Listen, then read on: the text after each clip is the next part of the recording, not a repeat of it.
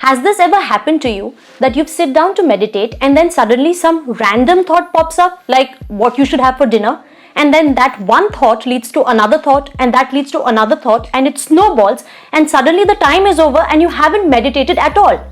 Well, it's more common than you think, and that's why in this video I'm going to tell you why you can't meditate, or specifically why the mind hates meditation. But more importantly, I'm going to give you 3, 4, 5 tips, concrete tips on how to actually train your brain to like meditation. So let's begin with the video.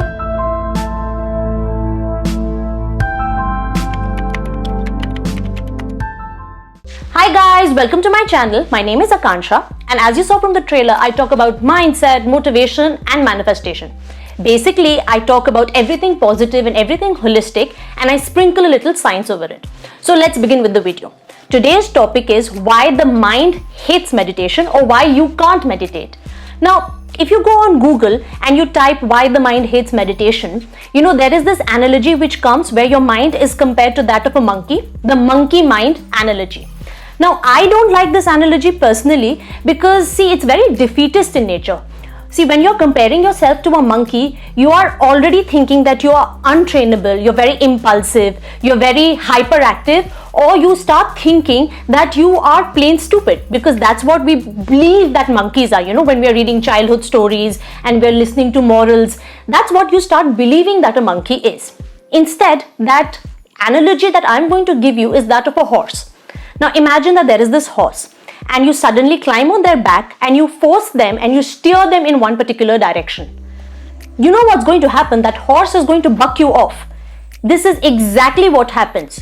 Your mind is like that of a horse. It is trained to gallop in a particular direction.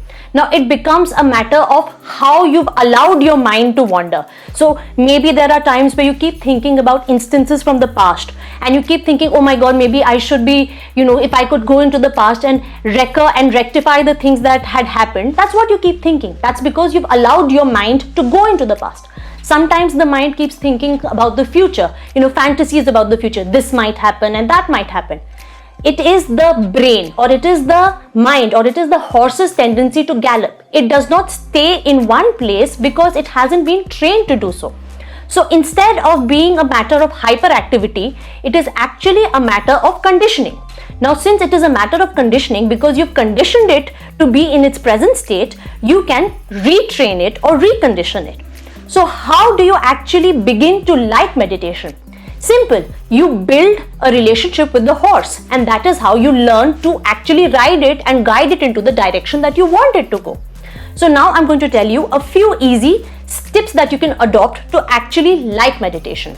Now, the first thing is that you should be incrementally increasing the meditation amount. So you should begin with 5 minutes, do 5 minutes for at least 10 days, and until you're very confident, then you go into 10 minutes. This is the problem that majority of the people do. They set an alarm for 1 hour and then they just sit and then they cannot meditate, and then they feel very defeatist. The second thing is that you should make sure that you are actually meditating properly. So I have a video which tells you how to meditate properly, and I think it will be linked in the bottom bar, or it will be linked somewhere. Now, the second thing is that you should be a little mindful. Now, what do I mean by being a little mindful? You have to train your mind. You have to create a positive association or positive reinforcement. What happens is that because you're not really used to thinking about the present, you have to learn to be mindful.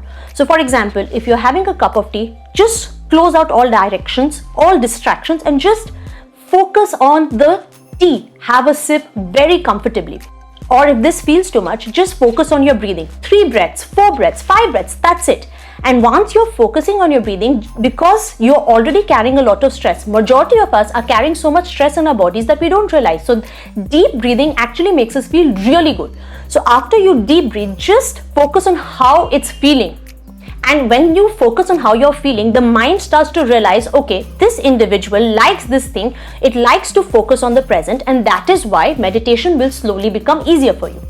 Now, the third point is that you should try guided meditations. Guided meditations, the internet is filled with them. Just try them. They're so easy to follow because your mind, the problem when you're meditating is that your mind starts to wander.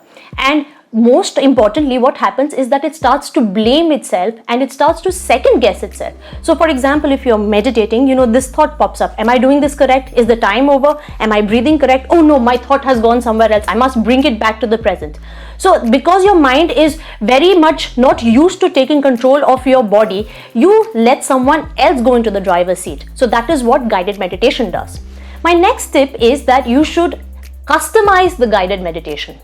You know why certain doctors are really good and really preferred, or certain designers, you really love them? It's because they tailor their, treatment plan or their dresses according to your personal choices. So this is what you have to do. You have to customize the plan according to your personal preferences, your individual scenario. So for example, if you're having problems sleeping, try meditation for sleepiness or meditation for insomnia. Similarly, if you're having a lot of anxiety, try guided meditation for anxiety. If you want to conquer the world, I think there would be something like that also. But then moving ahead, so there is another thing that I would like to ask you to do, which is known as a psychological trigger. Now, I've explained that in this video, how to meditate properly. So I'm just going to brush over it. Basically, you piggyback this particular attempt, this habit of meditation, over an existing habit. So for example, if you work out, if you're already good at working out, so after you finish working out, just go and meditate for 5 minutes. Or for example, if you go for an evening stroll, just meditate afterwards. Because this habit is already established in your daily routine, the habit of meditation would be easily accepted by the body. So that's it, guys. I just want to quickly summarize. The tips are: try guided meditation, try mindfulness, increase your meditation amount one by one. Increase it, started by 5 minutes, then go to 10 minutes, then go to 15 minutes, half an hour, and then whatever you have the luxury to do. And customize your guided meditation according to your personal plan.